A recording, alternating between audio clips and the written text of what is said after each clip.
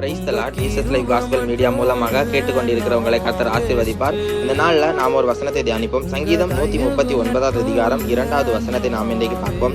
என் உட்கார்ந்திருக்கிறதையும் என் எழுந்திருக்கிறதையும் நீர் அறிந்திருக்கிறீர், என் நினைவுகளை தூரத்திலிருந்து அறிகிறீர். Praise the Lord. இங்க பாருங்க, நம்முடைய தேவன் சர்வ வல்லமை உள்ள தேவன் என்கிறத இந்த வசனத்தின் மூலமாக நம்ம அறிந்து கொள்ளலாம். என்னை தாயின் கருவில் உருவாகும் முன்னே நம்மளை தெரிந்து கொண்ட தேவன் தான் நம்முடைய தேவன். நம்ம அடுத்து என்ன பண்ண போகிறோம், நம்ம என்ன பேச போகிறோம், நம்ம என்ன செயல் செய்ய போகிறோம் என்கிறத நம்முடைய தேவன் தெளிவாக அறிந்திருக்கிற தேவன் நம்முடைய தேவன். நீர் என்னை ஆராய்ந்து அறிந்திருக்கிறீர். இங்க பாருங்க, ஏசப்பா நம்மளை ஆராய்ந்து அறிந்திருக்கிற தேவன் நம்முடைய தேவன். இதுதான் நம்முடைய தேவன், சர்வ வல்லமை உள்ள தேவன். இதுதான் இங்க பாருங்க, இது நீங்க நினைக்கலாம், எதற்காக இது தேவன் நம்மளை இப்படி அறிந்திருக்கிறார் என்கிறத நீங்க நினைக்கலாம். இங்க பாருங்க, ஒரு எக்ஸாம்பிள் சொல்றேன். இப்போ என்னுடைய ஃப்ரெண்ட் இருக்கிறான். என்னுடைய ஃப்ரெண்டுக்கு நான் அடுத்து என்ன பண்ண போகிறேன், இதே தான் என்ன பண்ண போகிறேன் என்கிறது எல்லாமே தெரியும்.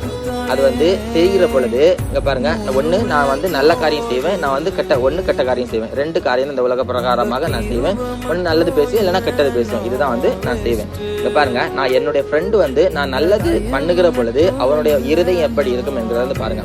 நான் நம்மளை நல்ல விரும்புகிற நண்பன், நம்ம மேல அன்பு அதிகமாக வைக்கிற நண்பன். இங்க பாருங்க, நான் அடுத்து நன்மை செய்தேன் என்றால் அவனுடைய உள்ளம் எப்படி இருக்கும், ஒரு மகிழ்ச்சி, ஒரு களிப்பு இருக்கும். அதே தானே, அதே போலதான் ஏசப்பாவுடைய உள்ளத்திலே நம்ம நான் இப்போ அடுத்து நல்ல காரியம் செய்ய போகிறேன், அதை செய்தேன் என்றால் ஏசப்பாவுக்கு அவ்வளவு மகிழ்ச்சி, அவ்வளவு சந்தோஷமாக இருக்கும்.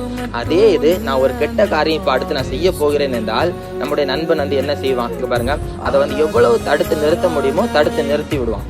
அதே போலதான் ஏசப்பாவும் நாம அந்த கட்ட காரியத்தை செய்வதற்கு முன்பதாகவே எவ்வளவு துரிதமாக நம்மளை அதை தடுத்து நிறுத்த முடியுமோ அதை தடுத்து நிறுத்துவாங்க. இதுதான் ஏசப்பாவோட சுபாவம். அதுதான் வசனத்துல சொல்லுகிறது. இதுக்கு முன்பதாக நீ செய்யறதற்கு முன்பதாக எல்லாவற்றையும் நான் அறிந்திருக்கிறேன், உன்னை தாயின் கருவில உருவாகும் முன்னே தெரிந்தெடுத்ததற்கான காரணமே அதுதான் என்கிறத இந்த வசனத்தின் மூலமாக ஏசப்பா இன்றைக்கு வெளிப்படுத்துறாங்க.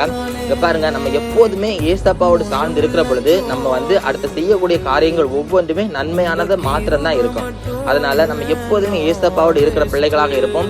எந்த ஒரு தவறான காரியங்களுக்குள்ளும் நம்ம சிந்தனையும் போகாதபடி நம்ம ஏசப்பாவோடு சார்ந்து இருக்கிற பிள்ளையாக இருக்கிற பொழுது நன்மையானதை மாத்திரம் செய்வோம். Praise the Lord.